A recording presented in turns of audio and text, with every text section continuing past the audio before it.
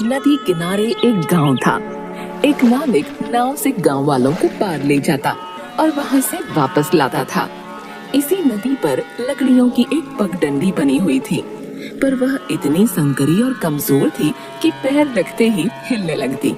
इस पर संतुलन बनाए रखना बहुत कठिन था, इसलिए कोई भी व्यक्ति उस पगडंडी का इस्तेमाल नहीं करता था। गांव का सेठ और नौकर किसी काम से नाव में बैठकर नदी के इस पार गए। कुछ घंटों बाद गांव वापस जाने के लिए वे बिना पूछे नाव में बैठ गए।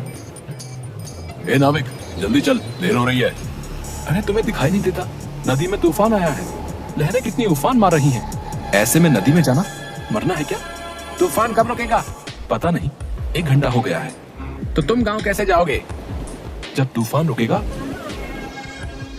अगर नहीं रुका तो नाव यहीं बांध कर कहीं सो जाऊंगा। उस पगडंडी का क्या हाल है? वो तो तूफान से भी ज्यादा खतरनाक है। अब क्या करें मालिक? क्या करें? चल पगडंडी पर। नाविक सब कुछ देखता है। कुछ कदमों की दूरी पर नदी को पार करने के लिए सेठ और नौकर पगडंडी के पास खड़े होकर।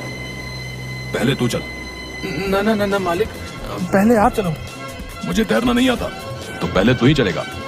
मुझे भी तैरना नहीं आता। अबे चलता है कि नहीं, वरना तुझे आज ही निकाल दूंगा। ओम नमः शिवाय, ओम नमः शिवाय। बोलते हुए पगडंडी पर पैर रखता है। वह झट से साइड वाली रस्सी को पकड़कर पगडंडी के बीच में पैर रखकर संतुलन बनाता हुआ कदम आगे बढ़ाता है। सेठ जैसे ही पगडंडी पर चढ़ता है, वो झूले की तरह तेज हिलने लगी। दोनों घबरा जाते हैं। मालिक, बीच में जाओ, वरना दोनों गिर जाएंगे। सेठ किसी तरह पगडंडी के बीच में खड़ा होकर संतुलन बनाता है। दोनों धीरे धीरे एक एक कदम बढ़ाते हुए नदी के बीच में पहुँचे तो सामने गांव की ओर से एक मजदूर आता दिखाई दिया।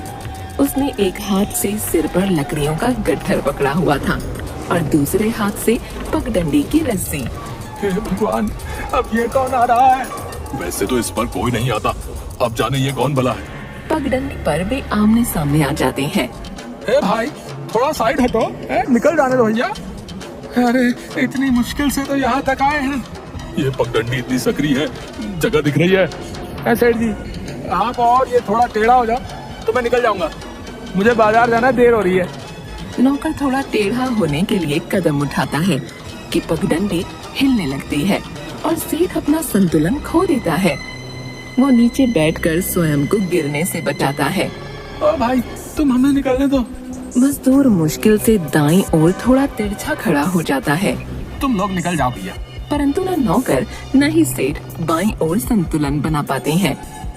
तुम वापस जाओ, पहले हमें उस पार जाने दो, उसके बाद आना।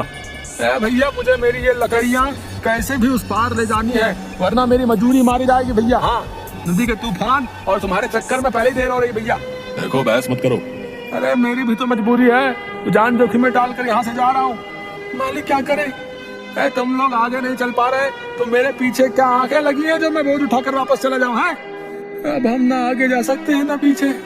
सेठ समझ गया कि ये ऐसे नहीं जाएगा। अच्छा, ऐसा करो, तुम उल्टे कदम चलो। मैं नदी पार करके तुम्हें तुम्हारी मजदूरी जितने रुपए दे दूंगा। इससे न तुम्हें कोई हर्जा होगा और न हमें। लकड़हारे को बात जंच जाती है और वह एक एक करके कदम दर कदम पीछे चलता है। दूसरी ओर सेठ और नौकर आगे कदम बढ़ाते हुए नदी पार कर गांव की ओर आ जाते हैं। सेठ जी, रुपए दे दो। रुपए? कौन से रुपए? आप ही ने तो कहा था कि अगर मैं पीछे हटा तो। अरे चल चल, रुपए का पेड़ पर लगते हैं। सेठ, ये गलत है। सही गलत मुझे मत सिखा, नहीं मेरा समय बर्बाद कर। जाकर अपना काम कर। ठीक है, तो मैं पंचायत करूंगा। हाँ तो कर ले पंचायत, किसने रोका? देख लूंगा। कहकर सेठ और नौकर वहाँ से चले जाते हैं। रास्ते में नौकर सेठ से पंचायत के बारे में कहता है। मालिक, अगर इसने सच में पंचायत बुला ली तो? बुलाने दे, मैं सेठ हूँ, वो भी अमीर। कौन मेरे खिलाफ फैसला देगा? थोड़ी देर में सेठ और उसके नौकर को पंचायत से बुलावा आता है। पंचों के साथ गांव वाले भी थे। ये भी आ गया। लगता है नदी का तूफान थम गया। हाँ भाई, सेठ ये मजदूर कह रहा है कि तुमने इसे नदी की पगडंडी से उल्टे पांव वापस जाने के लिए रुपए देने का वादा किया था, पर दिए नहीं है। क्या ये बात सही है? नहीं नहीं, ये झूठ बोल रहा है। मैं भला ऐसा वादा क्यों करने लगा? तुम बोलो, सच क्या है? मैं क्या बोलूं, मुझे थोड़ा कम सुनाई देता है, तो मैंने किसी बात पर ध्यान नहीं दिया। सेठ झूठ बोल रहा है, ये अपनी बात से मुकर गया है। क्या तुम अपनी बात सच साबित कर सकते हो? हाँ हाँ, ये नाविक भी वही था, इससे पूछ लो। सरपंच जी, मैं वही था। आज नदी में तूफान आने के कारण दूसरी ओर रुका हुआ था। मैंने मजदूर को पगडंडी से वापस लौटते हुए और सेठ को चिल्लाते हुए देखा था।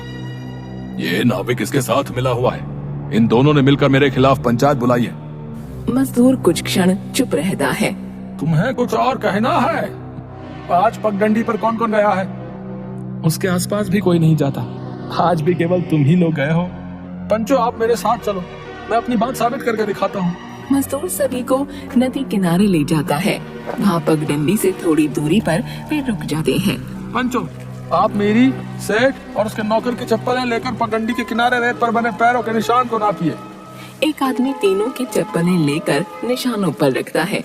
ये तुम तीनों के पैरों के निशान हैं। अब आप दूसरी ओर चलिए। पंचो, ये ऐसे ही समय बर्बाद कर रहा है। इसे अपनी बात रखने दो। सब नाव में बैठकर दूसरी ओर जाते हैं। एक आदमी पगडंडी के पास पड़ी रेत पर पड़े निशानों को चप्पलों से नाप कर कहता है। यहाँ तो केवल सेठ और उसके नौकर के पैरों के ही निशान हैं, इस मजदूर के नहीं। हाँ, क्योंकि मैं इस ओर पहुँचा ही नहीं। सेठ के कहने पर आधी पगडंडी से ही वापस चला गया। तो सीधी सी बात है, कोई जान जोखिम में डालकर आधे रास्ते से वापस क्यों जाएगा? तुमने कुछ तो कहा होगा इससे। झूठ बोलने से या मुकरने से कोई फायदा नहीं। अब इसे इसके रुपए दे दो। मैं कोई रुपए नहीं दूंगा और न ही इस पंचायत का फैसला मानूंगा। कर लो तुम्हें जो करना है। सेठ, सोच समझ कर बोलो, शायद तुम्हें पंचायत की ताकत पता नहीं है। सेठ उनकी बातें अनसुनी करके नौकर के साथ वहाँ से चला जाता है। 3-4 दिन तक सेठ का काम ठप पड़ा रहा। उसने सामान बाहर खुले में रखा देखा तो गुस्से में नौकर से पूछा, बारिश का मौसम है? अब तक सामान गोदाम में क्यों नहीं रखवाया? मजदूर नहीं आए। नहीं आएगा क्या मतलब? पैसे नहीं लेते? अगर बारिश आई और सामान खराब हो गया तो? मालिक, मैं क्या करूं? कोई मजदूर काम करने को तैयार नहीं। पंचायत ने मना किया होगा।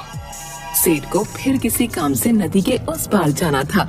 वह जैसे ही नाविक के पास गया, उसने मुंह फेर लिया। क्या हुआ? 2 गुना किराया दूंगा, चल। ना, पंचायत का हुक्म है। अच्छा, तो ये सब पंचायत का किया धरा है। पीछे से मजदूर सिर पर एक गट्ठर लिए आता है और चुपचाप नाव में बैठकर चला जाता है। सेठ दोनों को जाते देखता रह जाता है।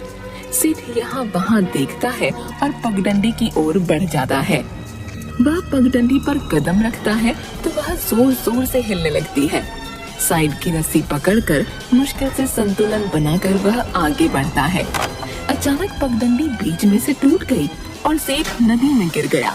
डूबते हुए सेठ को देखकर मजदूर लकड़ियां छोड़कर नाव में से कूद गया और तैरते हुए सेठ के पास जाकर उसे संभाला।